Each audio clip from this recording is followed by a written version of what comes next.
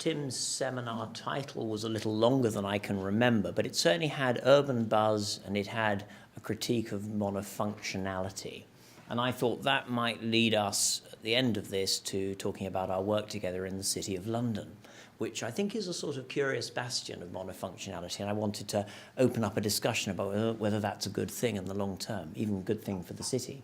The 60 slides are because Tim and I have known each other for an awfully long time, and we've had a lot of fun together, and I thought we could canter through, and I mean canter, some of the stuff that we've been up to over the past few years. And I guess we are the two of us, but I suspect the 60 of us are united by a passion for the city and a belief that the basic raison d'etre for cities is to get people together and do what we're doing tonight, which is to meet, exchange ideas, move things along through human contact. And I guess what Tim's specialised in is really understanding the important chance element of that, the kind of way in which the spaces provoke meeting, exchange, and interaction. And I think a lot of our work's been trying to build on those qualities and make spaces which are sociable and which are stimulating, I guess.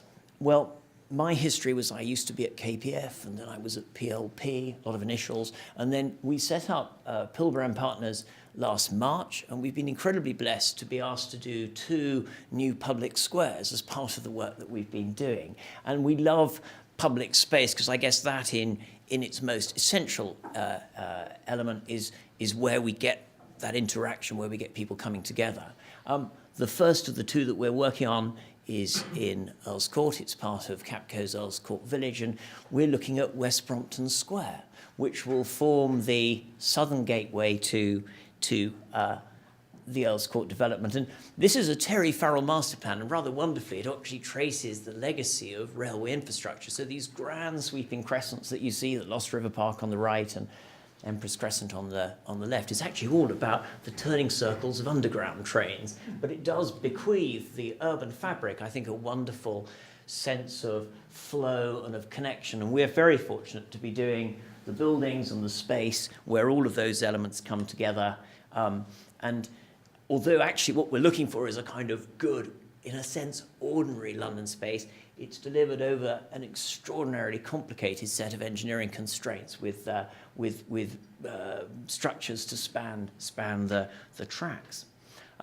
Over in Greenwich and for Night Dragon, we're doing the centre of Peninsula Riverside, and rather nicely that square leads you out to a restored coal jetty, which is a new public space in the middle of the river that Deborah Saunt and David Hill are designing.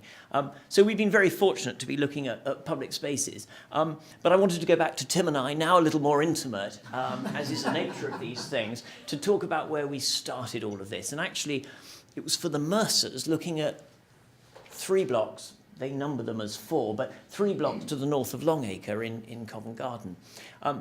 I guess the Mercers have been interested by the pedestrian flows, and Tim measured them along Longacre that were driving some pretty spectacular retail values. I think 3,000 people an hour walking there, and they were intrigued by, well, those blocks to the north, why does no one go there? Why does it suddenly kind of fall off a cliff and the spaces feel dark and a bit bedraggled?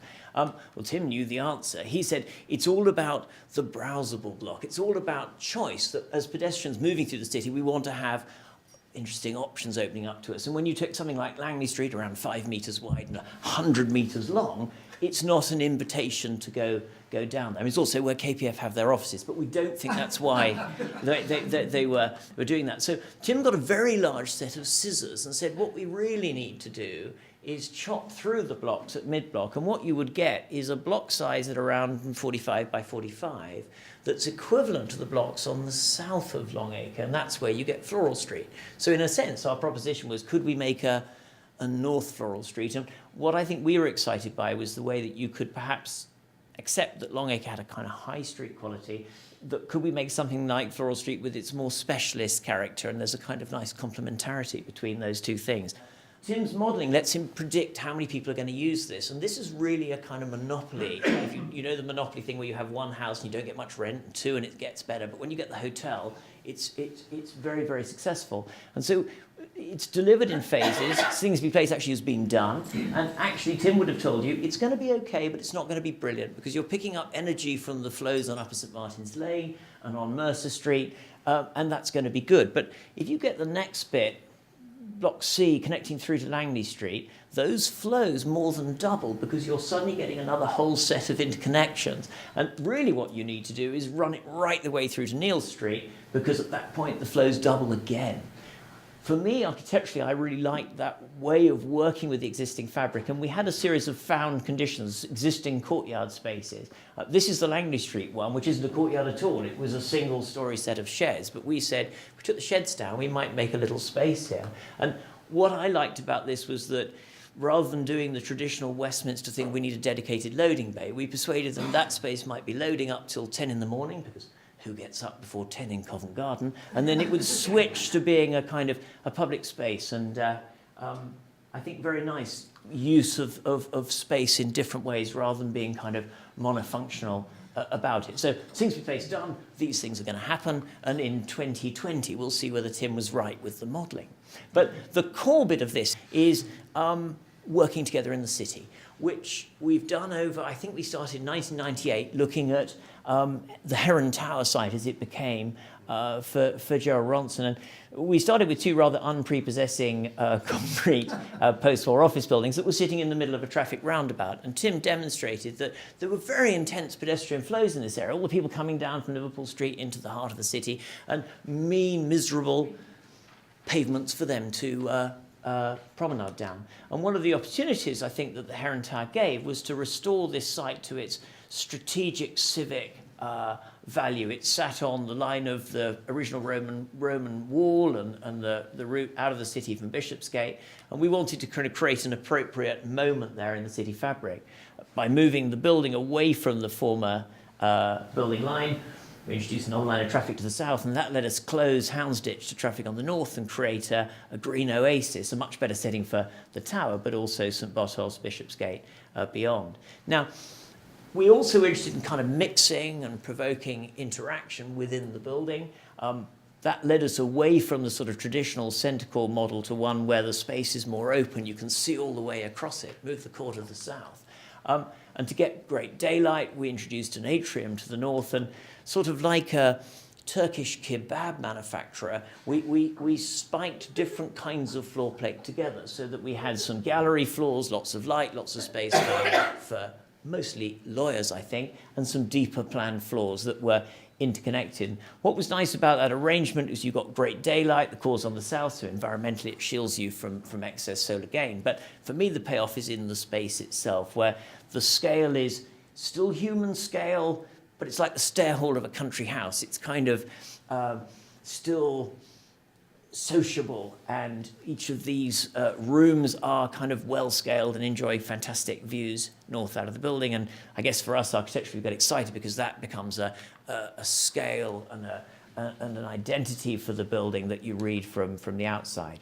Now, Gerald then bought the sites to the north, and we talked about what we might do there, and his vision was to do something complementary, so to do a hotel and residential building. And I think the kind of logic we developed was to say the site was kind of pivotal. It's both south-facing towards the financial centre, but it's also touching on Spitalfields and the whole regeneration going around to the north, and we could bring those two strands together in a vibrant mixed-use centre within the heart of the city. So our site to the north, we retained and worked with the buildings on Devonshire Row, and then set the hotel as a second tower back from Bishopsgate, which in turn allowed us to create a wonderful public square on Bishopsgate, kind of reciprocal to the church gardens on the eastern side of the road. And that space was going to be animated by flows of people coming down from Liverpool Street. I think Tim's analysis was that we would get more people down these steps than use the steps outside the National Gallery on Trafalgar Square. So we're dealing with something that's really intense and civic,